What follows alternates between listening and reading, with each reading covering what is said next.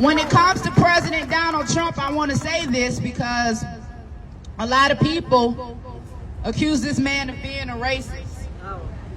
And I just want to say that I met President Donald Trump working on criminal justice reform. I too was one of the ones that said, no, I don't want to go talk to that man. I don't know him. He hates black people. Well, that's what they said.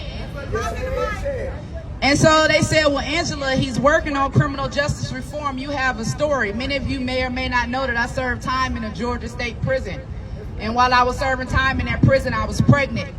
And when it was time for me to deliver my baby, I was transported to a hospital here in Georgia by a police officer, and I was chained to a bed, and I was forced to give birth to my baby with a sheriff watching for a nonviolent crime.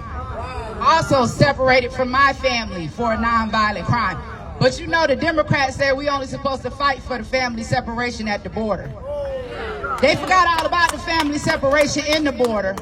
They want Trump to apologize for the CP5, but they ain't demanded that Joe Biden apologize for the '94 crime bill. But that's something else. I had a story. They told me that this man was a racist, but I had a story, and I knew that if I could use my story to convince this man that there was a need to reform our criminal justice system, then I would do that. I wasn't going to be worried about emotions. I wasn't going to be worried about the media. I wasn't going to worry about the naysayers. I was going to go in with my story and see if I could make a difference. I found myself sitting in front of President Trump in the Oval Office, and I shared my story. This is the man that they told me was a racist. I don't know. I'm scared to death. Is he going to hang me? I don't know. Is he going to call the KKK the way that the media has portrayed it? I'm in the danger zone. Just so happened that he heard my story. Not only did he pass the First Step Act, but he also made it illegal for them to chain women to the bed during their childbirth.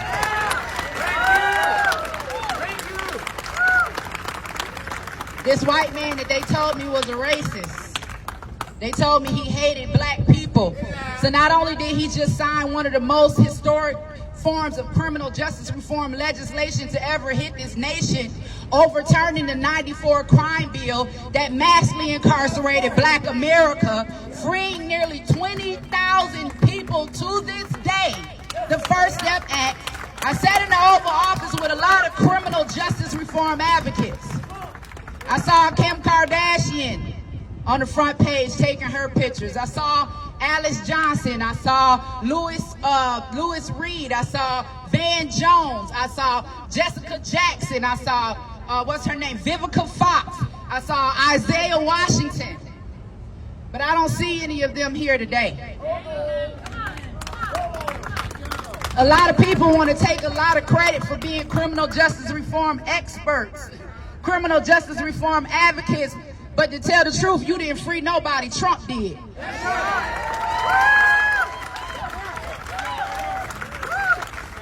Kim Kardashian had the nerve to put up a tweet to say free Gunna. Gunna is a YSL rapper tied to the Young Thug case, charged with RICO, the same DA, the same charges. You put up a tweet and say free a known gangster in Atlanta, Georgia, but you won't put up a tweet and say free President Trump.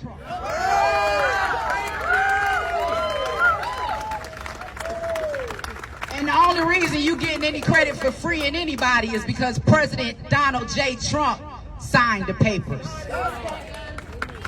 As a criminal justice reform advocate, somebody that's grateful to President Donald Trump for giving me a second chance, giving me an opportunity to run for Congress by clearing my record. Somebody who was completely oblivious to the corruption that happens in Atlanta, Georgia. I just wanted to do something for my community. I refuse to be silent. Not only will I stand for Atlanta, Georgia, not only will I stand for America, not only will I stand for the babies being aborted in the womb, not only will I stand for the mothers that choose life, I'm also going to stand with President Donald Trump.